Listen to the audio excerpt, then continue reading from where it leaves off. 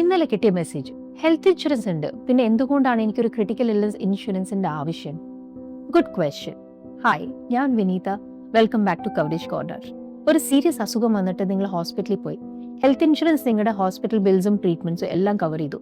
പക്ഷെ ഡോക്ടർ പറയാണ് നിങ്ങൾക്ക് ഒരു 3 to 6 months complete bed rest വേണം, ജോലിക്ക് പോകാൻ പറ്റില്ല. ആലോചിച്ചിട്ടുണ്ടോ എന്താവുന്നു? നിങ്ങളുടെ റെന്റ്, കുട്ടികളുടെ സ്കൂളിംഗ് ഫീസ്, EMIs ഉണ്ടെങ്കിൽ അത്, ഗ്രോസറീസ്, ഇലക്ട്രിസിറ്റി ബിൽ, ഈ ചെലവൊക്കെ എങ്ങനെ നടത്തുന്ന ആലോചിച്ചിട്ടുണ്ടോ? അവിടെയാണ് നമുക്ക് ക്രിട്ടിക്കൽ ഇൽനസ് ഇൻഷുറൻസിന്റെ ഇമ്പോർട്ടൻസ് അറിയുന്നത്.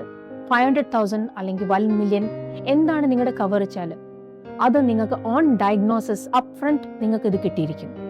That is the importance of critical illness insurance. ഇത് ഒരു ഇൻകം ബാക്കപ്പ് മാതിരിയാണ്.